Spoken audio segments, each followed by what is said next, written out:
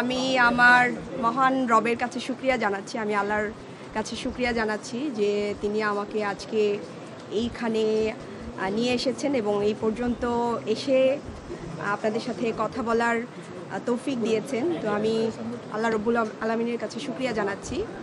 তো আমি এনসিপি থেকে জোটের মনোনীত প্রার্থী। তো সেক্ষেত্রে আমি শুরুতে এনসিপির কে ধন্যবাদ জানাই, আমার দলের আহ্বায়ক এবং যারা এই সিদ্ধান্ত নিয়েছেন, সিদ্ধান্তের সাথে আছেন, তাদেরকেও ধন্যবাদ জানাই যে তারা আমাকে এই জন্য যোগ্য মনে করেছেন এবং তারা দল থেকে আমাকে মনোনয়ন দিয়েছেন। পাশাপাশি আমি জামাত ইসলামকে ধন্যবাদ জানাই যে এই যে পলিটিক্যাল কমিটমেন্টের জায়গাটা, এটা তারা ঠিক রেখেছেন। একটা জোট আসলে একটা কমিটমেন্ট, সেটা দেশের স্বার্থে, জনগণের স্বার্থে আমরা একসাথে কাজ করব, এটাই আমাদের কমিটমেন্ট ছিল এবং জনকল্যাণের স্বার্থে।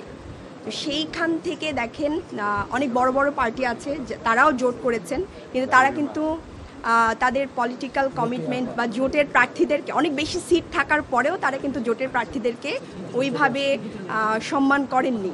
ডিজাইন, এলিগেন্স, বিউটি, সেরা পণ্য সবার জন্য জেভিকো। তো এই জায়গা থেকে আমি বাংলাদেশ জামায়াত ইসলামকে ধন্যবাদ জানাই যে তারা তাদের পলিটিক্যাল কমিটমেন্টের জায়গা ঠিক রেখেছেন।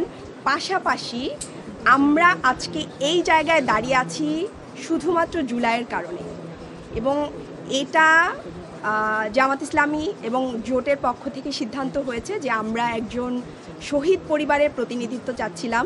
সেখান থেকে আমাদের সাথে শহীদ পরিবারের একজন প্রতিনিধি আছেন, একজন মা আছেন, শহীদ জাবিরের মা আছেন। এটাও অনেক বড় একটা বিষয়, যেই জুলাইয়ের উপর দাঁড়িয়ে আমরা আজকে এইখানে দাঁড়িয়ে আছি, সেই জুলাইয়ের একজন শহীদের মা আমাদের সাথে আছেন, এটা আমাদের জন্য অনেক বড় বিষয়।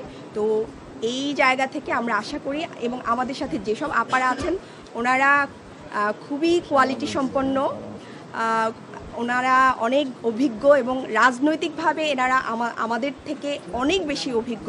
আমি আশা করি এই যে জোটের যে নারীদের পথ চলা, এটা খুবই সুন্দর হবে এবং আমরা নারীদের সামাজিক সুরক্ষা, নিরাপত্তা, স্বাস্থ্য, শিশু স্বাস্থ্য, তারপর এই যে আইন প্রণয়নের ক্ষেত্রে যে ভূমিকা রাখা দরকার, এগুলো আমরা ইনশাল্লাহ একসাথে জনকল্যাণ স্বার্থে আমরা করতে পারবো ইনশাল্লাহ।